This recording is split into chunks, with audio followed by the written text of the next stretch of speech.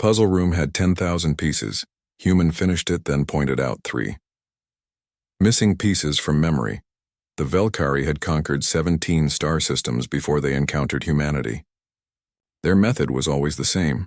Identify the species' cognitive limits, exploit them, and watch as civilizations crumbled under tests they could never pass. The testing facility on Station Kronos 9 had broken the finest minds of a dozen alien races. Commander Zekthar, a towering Velkari with iridescent scales that shifted from deep purple to black, observed the 2 humans through the observation glass. The female, Lisa Chen, appeared calm as she studied the chamber before her. Beside her stood James Morrison, whose eyes darted across every surface, cataloging, analyzing. "These specimens are unimpressive," Zekthar clicked through his translator. "Small frames. Minimal natural defenses. Their planet should have been easy prey for any predator species." His aide, Silvana, flickered her neck frills in agreement. "The preliminary tests show average performance. Nothing exceptional." "Then we proceed to the impossible room," Zekthar decided. "Let us see how humanity handles true impossibility." The impossible room was the Velkari's masterpiece.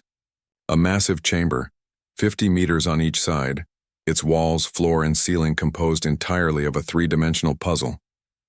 10,000 interlocking pieces, each one unique, each one necessary. The pieces ranged in size from a fingernail to a dinner plate, in colors from midnight black to barely visible white. Some pieces emitted faint magnetic fields, others responded to temperature. A few even changed shape slightly based on their orientation. No species had ever completed it. The record was held by the Zendari, an insectoid hive mind species who had managed to place 3,147 pieces before their collective consciousness fractured from the strain. Most species gave up before reaching 1,000. Lisa and James stood at the entrance as the massive door sealed behind them.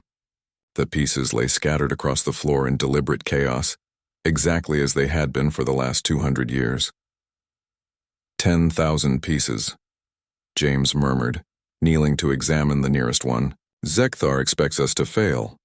"Then let's not," Lisa replied, picking up a piece that seemed to shimmer with internal light.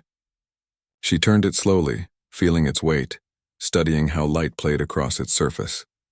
"You take the left quadrant? I'll take the right," James suggested. "No." Lisa was already moving, her eyes unfocused in that particular way James recognized. She was processing, calculating.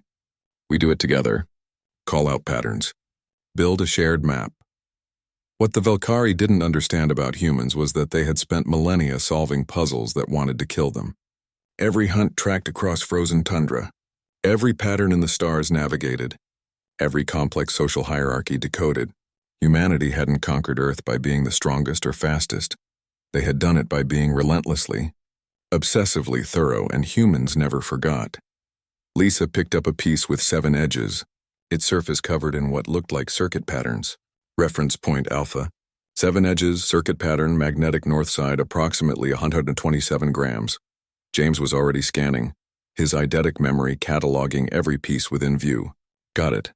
I see 3 potential matches within 2 meters. They worked not in silence but in constant communication." A rhythm emerged. Lisa's spatial intelligence mapped the 3-dimensional structure, while James's perfect recall meant every piece they examined was permanently logged. When they found 2 pieces that connected, they could instantly recall if they'd seen the pieces that would attach to the open edges and exactly where those pieces were located. Hours became days. The Velkari watched in growing discomfort.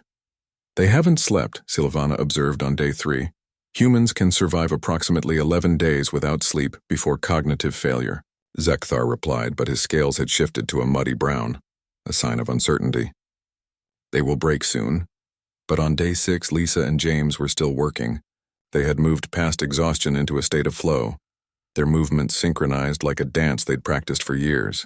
The puzzle was taking shape, a complex 3-dimensional structure that seemed to fold space within itself. Geometry that shouldn't exist in normal physics.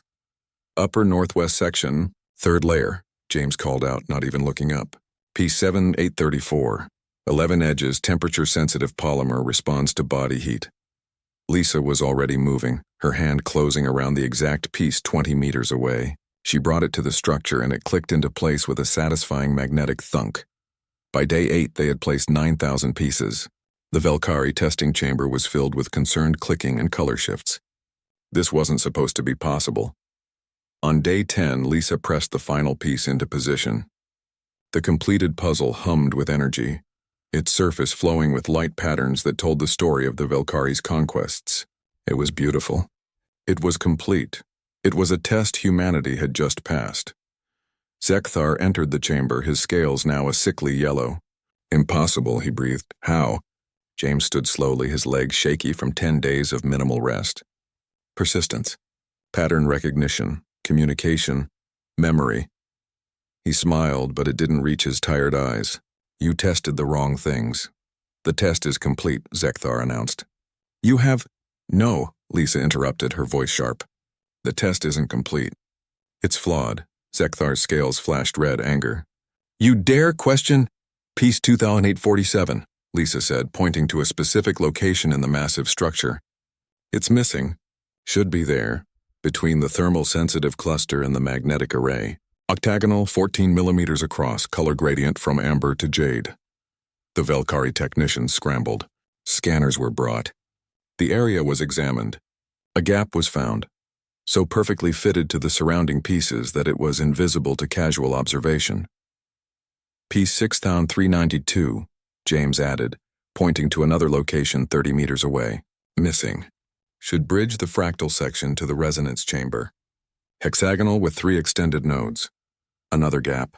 Another impossible detection. And piece 9156, Lisa finished, indicating the top of the structure. Missing from the crown section. That one's trapezoidal, and it should emit a specific frequency that harmonizes with pieces 9155 and 9157. All 3 gaps were confirmed. The impossible room, the test that had humbled a dozen species, had been incomplete for 2 centuries. And no one had ever gotten far enough to notice. No one until humanity. Zekthar's scales shifted through a rainbow of colors. Confusion, fear, respect, and finally, acceptance. How did you know? You placed every piece once. 10,000 pieces, each touched only once, and yet you remember 3 that weren't even there. Lisa exchanged a glance with James. When she spoke, her voice was gentle, almost pitying. Because we're human. We don't just solve puzzles. We understand them. Every piece, every gap, every pattern. It's not about having the answer. It's about knowing when something's wrong. Your test wasn't impossible, James added. It was just incomplete.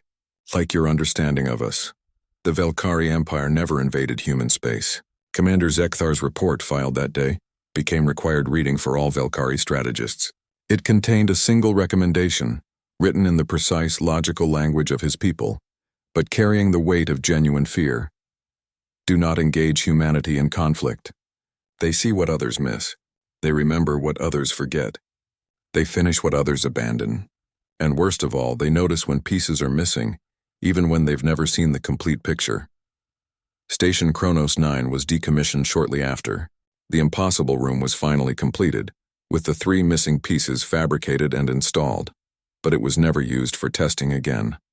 Some puzzles, the Velkari learned, were better left unsolved. And some species were better left as allies than adversaries. Humanity had taught them that lesson with nothing but patience, persistence, and the simple, terrifying act of paying attention.